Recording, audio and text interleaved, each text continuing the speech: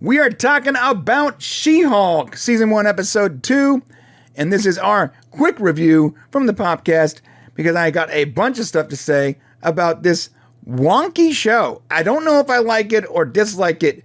There's parts of it that legitimately frustrate me, and I'm like, that's so unnecessary and stupid. And other parts where I'm like, oh, that's cool. They're really building the lore out for the Hulk. But ultimately, it just sort of falls flat because there's parts that are really bother me and there's parts that are good. So I'm in this weird place with She-Hulk. How about you, Shane? Yeah, no, I got a really interesting. I watched the first one and I'm kind of the same boat with everybody else. You could tell it's kind of an all woman run show because it has this kind of typical. I wouldn't say Ally McBeal. I'd say like Sex in the City. But it has this like, She-Hulk or Marvel character and then a la lady show, right? And what after 2 episodes, what I've determined is that it's kind of 100% a lady show to the point where my issue is when they start turning all the men into puns. Right. That's when I start to get an issue. Like they really stereotype all the dudes. Yeah, they're like parodies of men. They're like right. They're so it's like a comic strip version of a misogynistic male. Right, or whatever types of male. Not even misogynistic, even just a jerk or just how a group of women might see a guy. Yeah, they're very one-dimensional.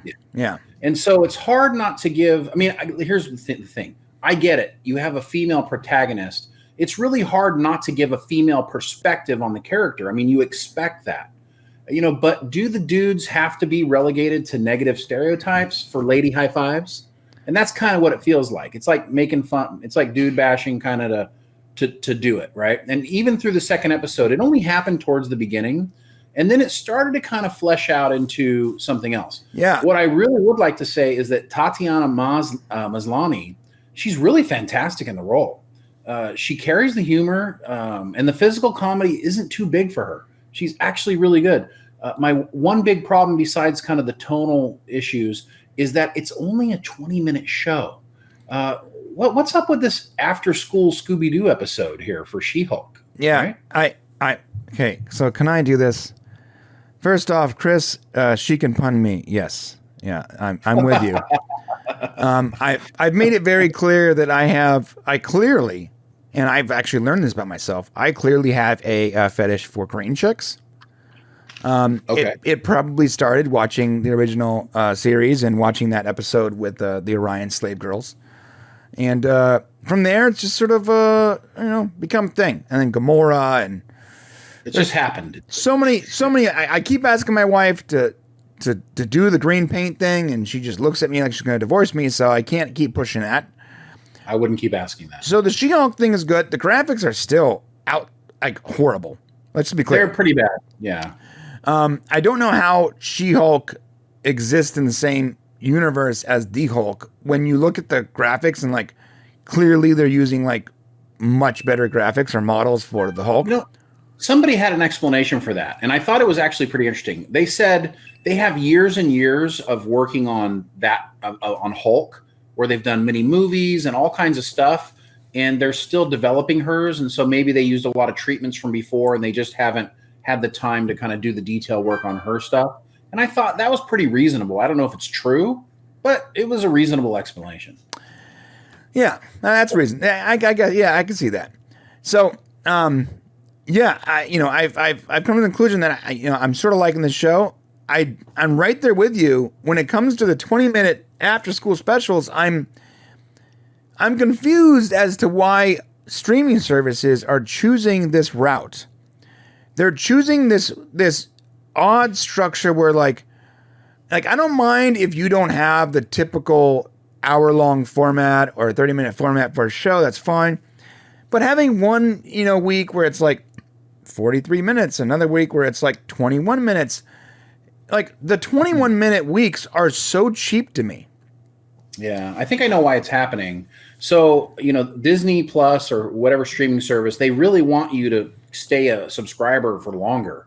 So the longer they can drag out their content, the better. And I think they're just starting to figure out, well, wait a sec, we might be able to keep people around for 14 or 15 weeks, by dragging this out and making it a little longer. Right, but it's not point. 15 episodes, Shane. Not yet, but they're going to get there. They're going to figure this out, and we're going to start seeing series. I bet we get back our 26 episode things with shorter each week episodes. You know what I mean? So let me get this right. The multi-billion-dollar companies are resorting to YouTube tricks to keep viewers watching. Well, when you're a public company and you're trading on the stock market, if you don't return, that you made money each quarter, then your stock goes down and it affects your bottom line. So you have to show, that you're making a little bit more money every quarter of the year. And they have a lot of tricks in the streaming service to do that. They can extend people, make them stay longer. They can add free advertising. They can make you pay a premium service. So there's lots of things they can do. This is just one thing. 20-minute episodes. If you look at it, you look at your screen, it's like 33 minutes. But like 11 of those minutes is nothing. Oh, yeah. They did have a nice outtake. Yeah, 11 of those minutes is like credits, and the credits are getting longer and longer. Yeah. Although that little outtake with her dad was great. The fact that now that she's She-Hulk, he has her doing a bunch of chores around the house. Yeah, that's cool. I thought that was good. Why did I have to sit through like 8 minutes of phony credits to see that? Because they're trying to trick the viewer into thinking the show's longer than it is.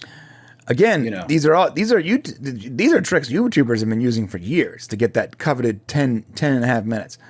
All right. And we're going to talk about that when we talk about the House of the Dragon too. I feel like some of these billion-dollar companies are starting to encroach on like the online commentator spaces and like making their own podcast and stuff like that. Like, we're going to talk about that. Anyways, this episode does get a lot better when she goes to meet the Abomination. And I really hope that you know this actor's name because I can't remember his name. Yes, I do. Just give me a second. I don't have it up, of course. So he's going to get that. This guy was in a show called Lie to Me, which was phenomenal. And I really, really enjoyed that show, but I also enjoyed this version of the Abomination. I feel like all of a sudden you took this character that was very one-dimensional back in the day and you gave him a lot of dimension. And it was really nice, sort of and tying it to the Shang-Chi movie was sort of cool too. Like, yeah, really, really like top tier stuff, but it was so quick and sort of bite size that it was hard to enjoy for very long. Literally and figuratively. And there was, and it's also surrounded by a bunch of random, like, when she goes into the law firm and, like, all the bros are, like, high-fiving each other, I'm like, is that how they see us, Well, yeah. Well, that's the thing is, so, I mean, they're relegating the dudes to, like you said, cartoon figures. Tim Roth. Thank you, Chris. The guy's name is Tim Roth. He's awesome. He's a really great actor. But he's not going to be in the series, I guess. He's not listed in IMDb. It's interesting because he wasn't, he played the Abomination in the original Hulk movie, which, by the way, didn't have this version of the Hulk, but I guess they're just sort of like making it, they're just connecting the two. Yeah, the Hulk's the Hulk. Yeah. And he wasn't very good because because the movie wasn't very good. Like the writing was sort of all over the place, and they didn't really get to do what they want to do with the character. And it looks like now, like I'm watching Tim Roth play his character. I'm like, oh man, like that movie should have been much better. Had the studio gotten out of the way and allowed the writers and the studio and the creatives to sort of do their own thing, he would have been like, what an amazing villain he could have been. But it could have been, yeah, there were also graphic problems and things, so I love that he goes, look, like, in my mind, I was the hero. I was a soldier. I was a decorated soldier that the government sent to deal with a threat. And when I couldn't deal with the threat with conventional means, they pumped me full of, this janky super soldier serum. And then I hulked out and I destroyed half the city or whatever. And now I'm in prison. Like, this guy, he's not the bad guy. Well, yeah, but then he's full of it because he was basically setting her up, and then he becomes the Abomination anyways, remember? Well, no, no. That was old footage from Shang-Chi. Oh, it was? I thought, no, at the end of the episode, she's like, okay, great. No, yeah. So Right, that is actually that's the Shang-Chi tie-in. And so I forgot his name, but Doctor Strange's partner, the Asian wizard guy. Yeah. So he's friends with the Abomination, and they're like they work together, and he portals him in and out of prison to fight in these. Yes. So, but she's saying like he said he's, I'm saying he's lying to her. He never said he couldn't Hulk out. He's saying that he's giving her the impression that those days were over. I don't know. He can control it now, which that's a big deal. Like, the Hulk was a threat because when he turned into the Hulk, he couldn't control his actions. And on the base level, the Hulk was sort of a good guy, so he did more good than harm.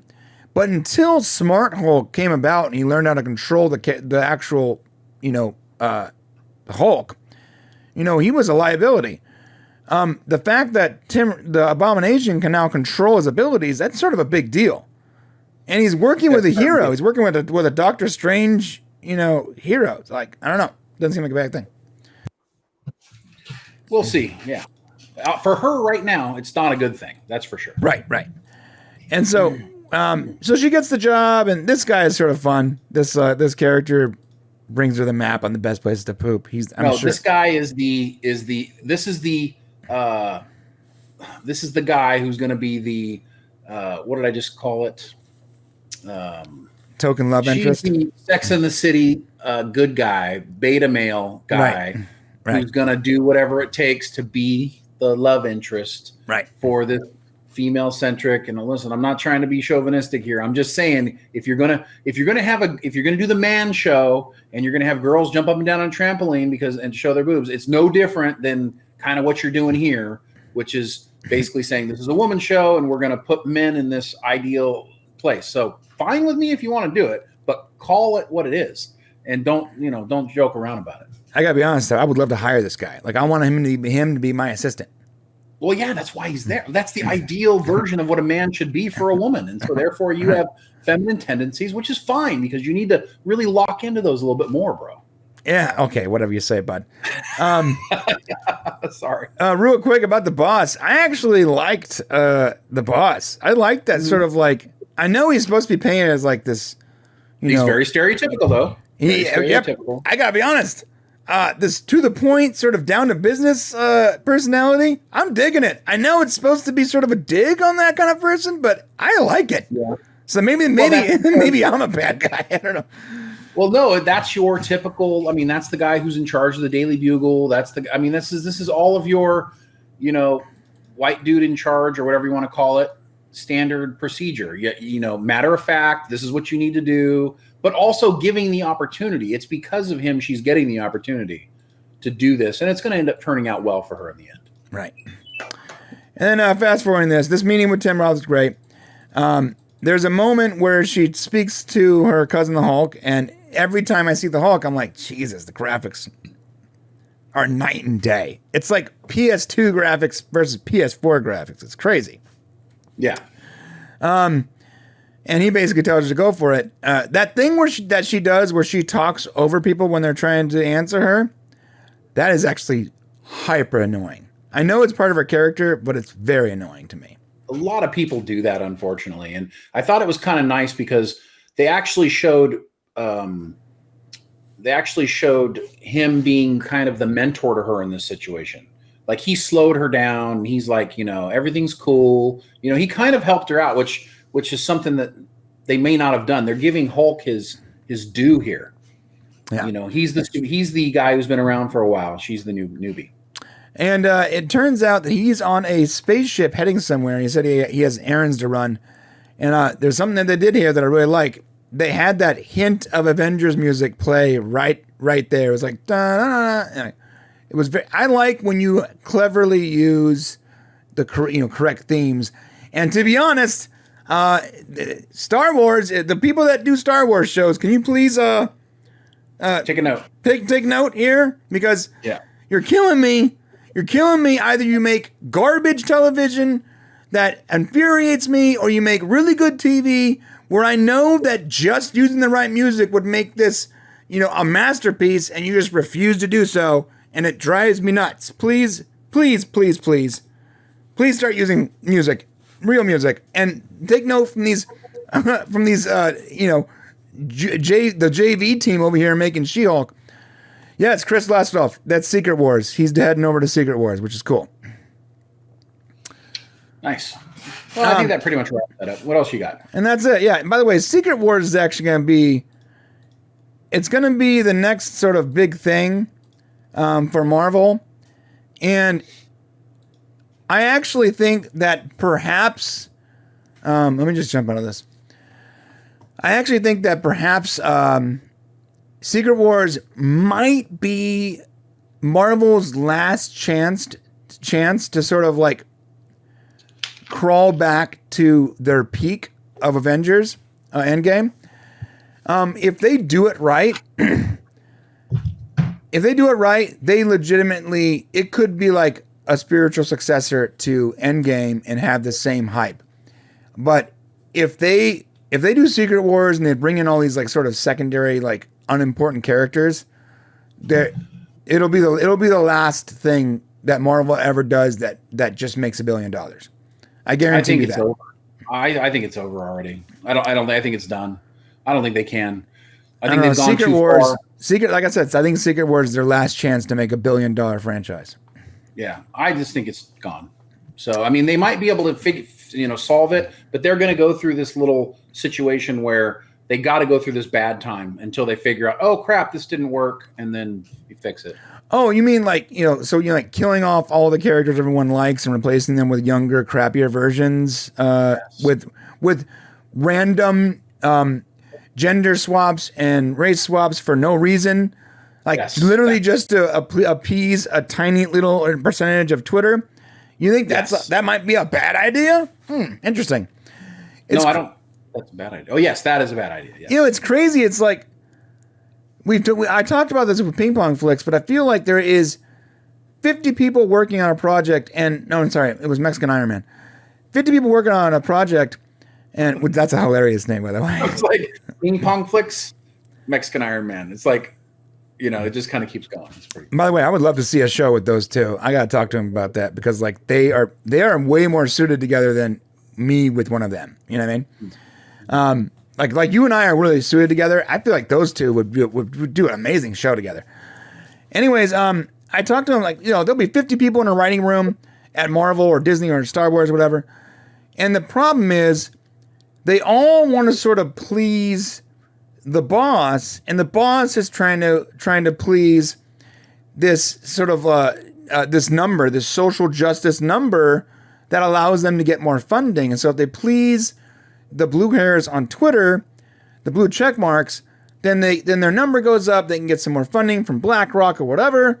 And so a lot of the writers in there, they don't want to stand out and make the mistake of doing something that fails. So they just everyone's a yes man right now. Like a lot of people in Hollywood are just yes man. They go, the really great stuff that's being made are being made by bold individuals, right? That are able to control all these minions that refuse to stand out. And if you think about it, a lot of the big stuff being made that's still good, that's bold, like Top Gun Maverick, right? This is old Hollywood guys making this. Name one new thing, like coming from like the new millennial Hollywood that is on that grand epic scale. No, I mean like Mandalorian is old Hollywood. It's swingers, right? It's all the best stuff right now. Like even the DC stuff coming out, like James the Aquaman series with Justin Lin.